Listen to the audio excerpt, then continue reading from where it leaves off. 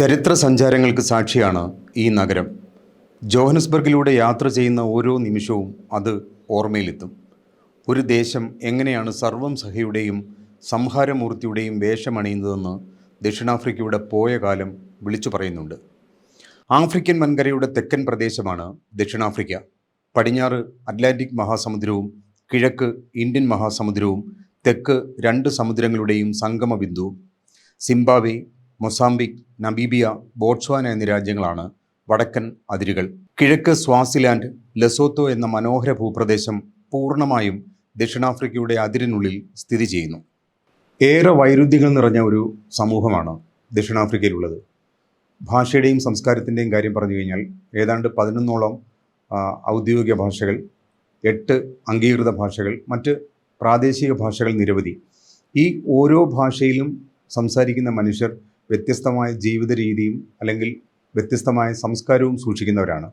ഇതൊക്കെ തന്നെ, ഈ വൈരുദ്ധ്യങ്ങളൊക്കെ നിറയുമ്പോൾ തന്നെ, അല്ലെങ്കിൽ ഈ വൈരുദ്ധ്യങ്ങളൊക്കെ നിലനിൽക്കുമ്പോൾ തന്നെ അവർക്കിടയിൽ ഒരു സമാന ഹൃദയർ എന്നുള്ള തരത്തിൽ, അല്ലെങ്കിൽ ഒരേ ദേശത്തിൻ്റെ ഭൂപ്രകൃതിയും ഭക്ഷണവും ആ സംസ്കാരവും കൈമാറുന്നവർ എന്ന നിലയിൽ വല്ലാത്തൊരു ഇഴയടുപ്പം ഈ സമൂഹത്തിൽ നിലനിൽക്കുന്നുണ്ട്. അവരുടെ ഇടയിലേക്ക് മറ്റ് അധികാര പ്രയോഗങ്ങളിലൂടെ കടന്നു വരുന്നവരോടാണ് എല്ലാ കാലത്തും അവർ ഒറ്റക്കെട്ടായി നിന്ന് പ്രതിരോധം സൃഷ്ടിച്ചിട്ടുള്ളത്. ദക്ഷിണാഫ്രിക്കയിലേക്ക് പുറപ്പെടുന്നതിന് മുമ്പ് എന്ന് വെച്ചാൽ കേരളത്തിൽ വെച്ച് തമ്പിസാറും ലിലി ടീച്ചറും എന്നോട് പറഞ്ഞ ചില കാര്യങ്ങളുണ്ട്. അത് ഈ വിമാനത്താവളത്തിൽ ഇറങ്ങുമ്പോൾ, ജോഹന്നസ്ബർഗ് വിമാനത്താവളത്തിൽ ഇറങ്ങുമ്പോൾ പലരും നിങ്ങളെ പലതരത്തിൽ സഹായിക്കാം എന്ന് പറയും. പക്ഷേ അവർക്കൊന്നും അവർ പറയുന്നതൊന്നും അനുസരിച്ച് നിൽക്കരുത്, അത് അപകടമാണെന്ന് പറയുകയുണ്ടായി. അതുകൊണ്ട് തന്നെ നമ്മൾ ഈ ജോഹന്നസ്ബർഗ് വിമാനത്താവളത്തിൽ നിന്ന് പുറത്തേക്ക് ഇറങ്ങുമ്പോൾ അത് ശ്രദ്ധിക്കുന്നുണ്ടായിരുന്നു, എന്തൊക്കെയാണ് അവിടെ പുറത്തു നിന്ന് ആൾക്കാർ നമ്മളോട് സംസാരിക്കുന്നതെന്ന്. അപ്പോൾ പല സ്ഥലത്തു നിന്ന് പലതരത്തിലുള്ള ഓഫറുകൾ, ഹോട്ടൽ കാണിച്ചു തരാം, അല്ലെങ്കിൽ കാസിനോവിൽ കൊണ്ടുപോകാം, ഇങ്ങനെയുള്ള പലതരത്തിലുള്ള ഓഫറുകളുമായിട്ട് നിരവധി പേർ ഞങ്ങളുടെ അടുത്ത് ടാക്സി വേണമെന്ന് ചോദിച്ചിട്ട്, അങ്ങനെ പലതരത്തിൽ പലരും വന്ന് ഞങ്ങളുടെ അടുത്ത് പല ആവശ്യങ്ങളും നിറവേറ്റി തരാമെന്ന് പറയുകയുണ്ടായി.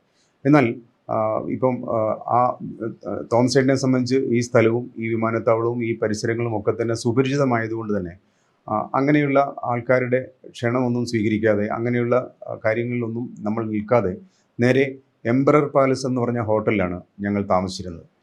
വളരെ നേരത്തെ തന്നെ എംപറർ പാലസ് എന്ന ഹോട്ടലിൽ റൂം ബുക്ക് ചെയ്തിരുന്നു. അതുകൊണ്ട് തന്നെ ഹോട്ടലിൽ നിന്ന് ഞങ്ങളെ കൂട്ടിക്കൊണ്ടു പോകാൻ വണ്ടി അയച്ചു. ആ വാഹനത്തിലാണ് ഞങ്ങൾ വളരെ ഏറെ സമയം യാത്ര ചെയ്തതിന് ശേഷം ഈ എംപറർ പാലസ് ഹോട്ടലിലെത്തി. ഈ ജോഹന്നസ്ബർഗിലെ ഏറ്റവും പൗരാണികമായ, ഏറ്റവും തലയെടുപ്പുള്ള ഹോട്ടലുകളിലൊന്നാണ് എംപറർ പാലസ്. അപ്പോൾ ഈ ഹോട്ടലിലേക്ക് പോകുന്ന വഴിക്ക് തന്നെ പലതരത്തിലുള്ള ചരിത്രത്തെ ഓർമ്മപ്പെടുത്തുന്ന പലതും കണ്ടുകൊണ്ടാണ് ഞങ്ങൾ യാത്ര ചെയ്തത്. എന്ന് പറഞ്ഞാൽ ഈ ജോഹന്നസ്ബർഗിലേക്ക് എത്തി അവിടെ പലതരത്തിലുള്ള കാഴ്ചകൾ കാണുമ്പോഴൊക്കെ തന്നെ നമ്മൾ വായിച്ചറിഞ്ഞതും കേട്ടറിഞ്ഞതും ചില ഡോക്യുമെൻ്ററികളിലൊക്കെ കണ്ടതുമായിട്ടുള്ള പലതരത്തിലുള്ള ചരിത്ര സന്ദർഭങ്ങൾ നമ്മളുടെ മനസ്സിലൂടെ കടന്നു പോവുക സ്വാഭാവികമാണ്. എംപറർ പാലസ് ഹോട്ടലിലെത്തി ചെറിയൊരു വിശ്രമത്തിന് ശേഷം ഞങ്ങൾ ഈ ജോഹന്നസ്ബർഗ് നഗരത്തിൽ എന്തൊക്കെയാണ് ആ രാത്രി സംഭവിക്കുന്നതെന്ന് കാണാൻ വേണ്ടി ഞങ്ങൾ പുറത്തേക്ക് ഇറങ്ങിയ കാര്യം പറഞ്ഞു. അപ്പോൾ പുറത്തേക്ക് ഇറങ്ങി ഞങ്ങൾ ചെന്നത് ഒരു കാസിനോവിലാണ്. അപ്പോൾ ആ കാസിനോവിലേക്ക് ചെല്ലുമ്പോൾ അവിടെ ചെറുപ്പക്കാരായ ആൾക്കാർ, അല്ലെങ്കിൽ ഏറ്റവും പുതിയ തലമുറ, അത് ആൺ പെൺ വ്യത്യാസമില്ലാതെ, കറുപ്പ് വെളുപ്പ് വ്യത്യാസമില്ലാതെ വളരെ ഉത്സവ അന്തരീക്ഷം സൃഷ്ടിക്കുന്ന ഒരു അന്തരീക്ഷമാണ് ഞങ്ങൾക്ക് ആ കാസിനോവിൽ കാണാനായത്. അപ്പോൾ കാസിനോവിലേക്ക് ഞങ്ങൾ കടന്നു ചെല്ലുമ്പോൾ ഞങ്ങളെ മാത്രമല്ല അവിടെ എത്തുന്ന ഓരോരുത്തരെയും സ്വീകരിക്കാൻ തിടുക്കം കൂട്ടുന്ന നിരവധി ജീവനക്കാർ ആ കാസിനോവിലുണ്ടായിരുന്നു. അപ്പോൾ ഞങ്ങൾ 3 ആളും കൂടി ഈ ഒരു കാസിനോവിലേക്ക് കടന്നു ചെല്ലുമ്പോൾ അവിടെ പെട്ടെന്നൊരു പെൺകുട്ടി വന്നിട്ട് ഞങ്ങളുടെ അടുത്ത് നമസ്തേ പറഞ്ഞ് ഞങ്ങളെ അകത്തേക്ക് കൂട്ടിക്കൊണ്ടുപോയി. അപ്പോൾ ഈ അവിടെ വെള്ളക്കാരും അല്ലെങ്കിൽ സ്വദേശികളുമായ നിരവധി പേര് അവിടെ ഉണ്ടെങ്കിലും ആ പെൺകുട്ടിക്ക് ഞങ്ങളെ ഏതോ തരത്തിൽ ഇന്ത്യക്കാരാണെന്ന് മനസ്സിലായതുകൊണ്ടായിരിക്കും അത്തരത്തിൽ ഞങ്ങളോടൊരു പ്രത്യേക പരിഗണന കാണിച്ചതെന്ന് എനിക്ക് തോന്നി. അത് സത്യവുമായിരുന്നു. കാരണം അതിനുശേഷം ഈ പെൺകുട്ടിയെടുത്ത് ഞങ്ങൾ സംസാരിച്ചപ്പോൾ അവളുടെ പേര് ആനി സോഫി എന്നാണ്. അപ്പോൾ ഞങ്ങൾ സംസാരിച്ചു. ഞങ്ങൾക്ക് കുടിക്കാൻ ചില ജ്യൂസും മറ്റുമൊക്കെ തന്നതിന് ശേഷം ഞങ്ങളോട് സ്വകാര്യമായ ചില കാര്യങ്ങൾ സംസാരിക്കുന്നതിനിടയിലാണ് ആനി സോഫി എന്ന പെൺകുട്ടിയുടെ കഥ അവൾ വളരെ ചുരുങ്ങിയ വാക്കുകളിൽ പറയുന്നത്.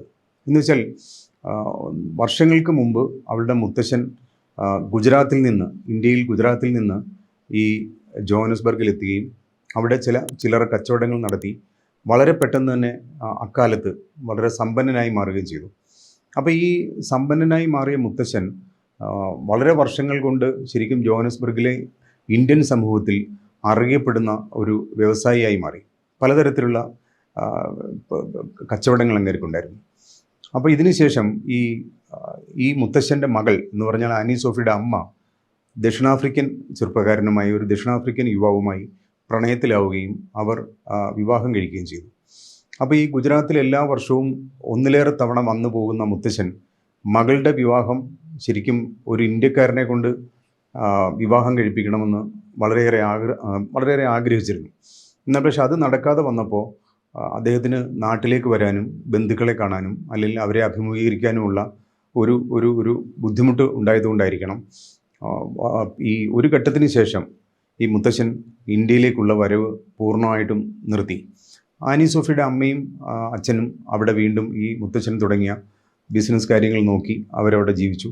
അപ്പോൾ ആനി സോഫിക്ക് ഈ പറയുന്ന അമ്മയിലൂടെ ഇന്ത്യയെക്കുറിച്ചും ഇന്ത്യൻ സ്വാതന്ത്ര്യ സമരത്തെക്കുറിച്ചും മഹാത്മാഗാന്ധിയെക്കുറിച്ചും അല്ലെങ്കിൽ ഇന്ത്യൻ ജീവിതത്തെക്കുറിച്ചും പറഞ്ഞു കേട്ട അറിവും പിന്നെ പുതിയ കാലത്ത് ഈ ആനി സോഫി വായിച്ചും മറ്റും ഇന്ത്യയെക്കുറിച്ച് വളരെ ആഗ്രഹത്തോടു കൂടി പലതും മനസ്സിലാക്കുന്നുണ്ടായിരുന്നു.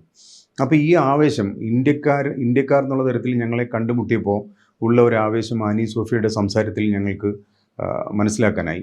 എന്ന് മാത്രമല്ല, അന്ന് ഞങ്ങൾ ആ കാസിനോവിൽ നിന്ന് പുറത്തേക്ക് ഇറങ്ങുന്നത് വരെ ഏതാണ്ട് 4-5 മണിക്കൂർ ഞങ്ങളവിടെ ചിലവഴിച്ചു. ആ സമയത്തൊക്കെ തന്നെ ആനി സോഫി ഇന്ത്യയെക്കുറിച്ചും ഇന്ത്യയുടെ ഇന്നത്തെ അവസ്ഥയെക്കുറിച്ചും പഴയ കാലത്തെക്കുറിച്ചും അവളുടെ മുത്തച്ഛനെക്കുറിച്ചുമൊക്കെ ഇങ്ങനെ നിരന്തരം സംസാരിച്ചു കൊണ്ടിരുന്നു. അപ്പോൾ എനിക്ക് തോന്നിയത് ശരിക്കും ഈ ഇന്ത്യൻ രക്തം അല്ലെങ്കിൽ ഇന്ത്യൻ മുത്തശ്ശൻ ഇന്ത്യൻ ആയിരുന്നു എന്നുള്ള ഒരു ഇഷ്ടം, ആ ഒരു വല്ലാത്ത ഹൃദയ ഐക്യം ഇന്നും ആനി സോഫി മനസ്സിൽ സൂക്ഷിക്കുന്നു. എന്ന് മാത്രമല്ല, ആനി സോഫിക്ക് ഇന്ത്യയിലേക്ക് വരണമെന്നും ഇന്ത്യയിൽ വന്ന് പഴയ മുത്തശ്ശൻ്റെ ബന്ധുക്കളെ ഗുജറാത്തിൽ വന്ന് കാണണം എന്നൊക്കെ ആഗ്രഹമുണ്ട്. പക്ഷേ പലപ്പോഴും പല കാരണങ്ങളാൽ അത് സാധിച്ചിട്ടില്ല എന്ന് വളരെ നിരാശയോടുകൂടി ആനി സോഫി ഞങ്ങളോട് പറയുകയുണ്ടായി. എന്ന് പറഞ്ഞാൽ ഈ ആനി സോഫിയുടെ ജീവിതത്തിൽ ഇനി ഒരിക്കൽ ഇന്ത്യയിലേക്ക് വരുമെന്നും പഴയ ബന്ധുക്കളെ കാണുമെന്നൊക്കെ പറയുമ്പോൾ ഉള്ള ഒരു ആവേശം കണ്ടപ്പോൾ, കണ്ണിലെ തിളക്കം കണ്ടപ്പോൾ ശരിക്കും ഒരു വ്യക്തിക്ക് അയാളുടെ പൈതൃകവും സംസ്കാരവും ഒക്കെ തേടി പോകുന്നതിനും അല്ലെങ്കിൽ അതിൻ്റെ ഒരു പൂർവ്വകാല അനുഭവങ്ങൾ അവരുടെ മനസ്സിൽ എപ്പോഴും നിറഞ്ഞു നിൽക്കും എന്ന് തോന്നിയ സംഭവമാണത്. ഞാൻ നേരത്തെ പറഞ്ഞല്ലോ, ഈ കാസിനോവിൽ നിന്ന് ഞങ്ങൾ പലപ്പോഴും രാത്രി ജീവിതം കാണാൻ വേണ്ടി ജോഹന്നസ്ബർഗ് നഗരത്തിലൂടെ പല സ്ഥലങ്ങളിലേക്ക് നടക്കുകയും തിരിച്ച് വീണ്ടും ഈ കാസിനോവിൽ തന്നെ വരികയുണ്ടായി.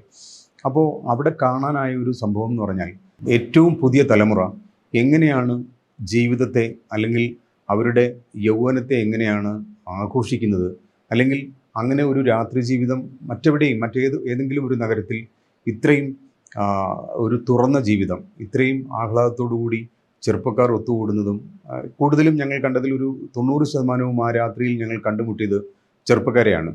അപ്പോൾ അതിൽ വെള്ളക്കാരുണ്ട്, സ്വന്തം നാട്ടുകാരുണ്ട്. അപ്പോൾ ഇവരൊക്കെ തന്നെ ഇടപഴകി ഒരു ഉത്സവ അന്തരീക്ഷം സൃഷ്ടിക്കുന്ന ഒരു കാഴ്ചയാണ് ഞങ്ങൾക്ക് കാണാനായത്. അവർക്ക് മറ്റൊന്നും അവർ ചിന്തിക്കുന്നില്ല. ചിലർ മദ്യപിക്കുന്നുണ്ട്, ചിലർ അവർക്കിഷ്ടമുള്ള ഭക്ഷണങ്ങൾ ആവോളം കഴിക്കുന്നുണ്ട്, ചിലർ വളരെ പ്രണയബദ്ധരായി നടക്കുന്നുണ്ട്. അപ്പോൾ ഇതൊക്കെ അവർ ചെയ്യുമ്പോഴും അവരുടെ പകൽ ജീവിതത്തിൻ്റെ ഏതെങ്കിലും തരത്തിലുള്ള വിരസത മാറ്റാൻ മാത്രമല്ല, യൗവനം എന്ന് വെച്ചാൽ അത് ആഘോഷിക്കാനുള്ളതാണ്. അതിന് യാതൊരു തരത്തിലുള്ള തടയും ആരും ഇടാൻ അനുവദിക്കില്ല എന്നുള്ള മട്ടിലാണ് അവർ ആ കാസിനോകളിലും മറ്റ് തെരുവിലും ഈ രാത്രി ജീവിതത്തിലുടനീളം ഞങ്ങൾക്ക് കാണാനായത്. ഏതാണ്ട് രാവിലെ 3 മണിയോടെയാണ് ഞങ്ങൾ ഈ കാസിനോവിൽ നിന്നിറങ്ങി എംപറർ പാലസിലെ റൂമിലെത്തിയത്. അത്ര നേരവും കണ്ട കാഴ്ചകളൊക്കെ തന്നെ ശരിക്കും പറഞ്ഞു കഴിഞ്ഞാൽ ഈ ജോഹന്നസ്ബർഗ് നഗരത്തിൻ്റെ മാത്രം പ്രത്യേകതയാണെന്ന് എനിക്ക് തോന്നുന്നു. കാരണം തുടർന്നുള്ള യാത്രയിൽ കേപ്പ് ടൗൺ പോലുള്ള സ്ഥലങ്ങളിൽ എത്തിയപ്പോഴാണ് ഇതുപോലുള്ള ഒരു ആഘോഷ രാത്രികൾ നമുക്ക് കാണാനായത്.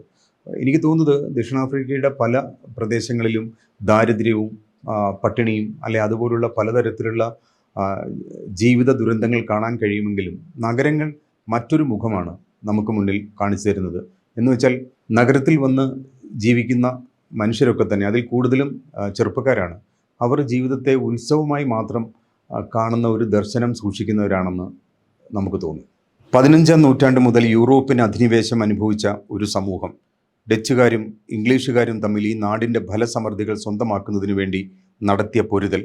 1910 മുതൽ ബ്രിട്ടീഷ് യൂണിയനായി മാറിയ നാട്, പിന്നീട് ഈ രാജ്യം കടന്നുപോയ ജനാധിപത്യ വിരുദ്ധവും മാനുഷികത തരിമ്പുമില്ലാത്തതുമായ കറുത്ത നാളുകൾ നിരവധിയാണ്. 1994 ദക്ഷിണാഫ്രിക്കയിൽ വർണ്ണവിവേചനം നിയമപരമായി അവസാനിക്കുന്നത്. അത്രയും നാൾ, ഏതാണ്ട് 94 വരെയുള്ള വർഷങ്ങളിൽ ഈ സമൂഹം, ഞാൻ നേരത്തെ പറഞ്ഞ പോലെ തന്നെ, പലതരത്തിലുള്ള സ്വാതന്ത്ര്യ നിഷേധങ്ങളും മനുഷ്യവിരുദ്ധതയും അനുഭവിച്ചവരാണ്. പലപ്പോഴും ആവർത്തിച്ച് തോന്നിയ ഒരു കാര്യം, ഈ നാളുകളിലെ അവർ അനുഭവിച്ച പീഡാനുഭവങ്ങളുടെ ഒരു അതിൽ നിന്നുള്ള ഒരു തുറന്നു പറക്കലാണ് ഇക്കാലത്ത് ഞങ്ങൾ യാത്ര ചെയ്യുന്ന നാളുകളിൽ അവിടുത്തെ പല ദേശങ്ങളിലും പല വഴികളിലും ഞങ്ങൾക്ക് കാണാനായത്. ന്യൂ നാഷണലിസ്റ്റ് പാർട്ടി എന്ന വെള്ളക്കാരുടെ പാർട്ടിയും നെൽസൺ മണ്ടേലയുടെ നേതൃത്വത്തിൽ ഉള്ള രാഷ്ട്രീയ കക്ഷിയും തമ്മിൽ ഒരു സമാനത, അല്ലെങ്കിൽ അവർ തമ്മിൽ ഐക്യപ്പെടുന്നു എന്ന് പറയുന്നത് പെട്ടെന്ന് നമുക്ക് ആലോചിച്ചാൽ മനസ്സിലാവുന്ന ഒരു കാര്യമല്ല. അല്ലെങ്കിൽ ആ രാഷ്ട്രീയ ഐക്യപ്പെടലിൻ്റെ ഒരു സാധ്യത എങ്ങനെ ഉണ്ടായി എന്ന് നമുക്ക് സംശയം തോന്നാം. പക്ഷേ അധികാരം എന്ന് പറയുന്നത് എല്ലാ രാജ്യത്തും അതൊരു പ്രലോഭനമാണ്. ആ പ്രലോഭനത്തിൽ എത്തിച്ചേരുന്നതിന് വേണ്ടി, അധികാരം എന്ന പ്രലോഭനത്തിൽ എത്തുന്നതിന് വേണ്ടി ഏതു തരത്തിലുള്ള സന്ധിയും ചെയ്യാൻ ഓരോ രാജ്യത്തും രാഷ്ട്രീയ കക്ഷികൾ ശ്രമിക്കുന്നതിൻ്റെ ഫലം ദക്ഷിണാഫ്രിക്കയിലും നമുക്ക് കാണാൻ കഴിയും. ഇങ്ങനെ ഈ ദക്ഷിണാഫ്രിക്കൻ യാത്രയുടെ ആദ്യ ദിവസങ്ങളിൽ തന്നെ ഈ ദക്ഷിണാഫ്രിക്കയുടെ രാഷ്ട്രീയ സാമൂഹിക അന്തരീക്ഷം നമ്മൾ ശ്രദ്ധിക്കുമ്പോൾ പലതരത്തിലുള്ള ഇന്നും ഈ സ്വദേശത്തുള്ള ആൾക്കാർ, അല്ലെ സ്വദേശികൾ, ഇന്നും പലതരത്തിലുള്ള നീതിയും പലതരത്തിലുള്ള മനുഷ്യാവകാശങ്ങളും നിഷേധിക്കപ്പെട്ടവരായി, പാർശ്വവൽക്കരിക്കപ്പെട്ടവരായി പലരും ജീവിക്കുന്നുണ്ട് എന്നതാണ് സത്യം. അതിൻ്റെ ഒരു രോഷം പലപ്പോഴും ഈ പറയുന്ന ദക്ഷിണാഫ്രിക്കയിലെ പുതിയ തലമുറയുടെ കണ്ണിൽ നമുക്ക് കാണാൻ കഴിയും.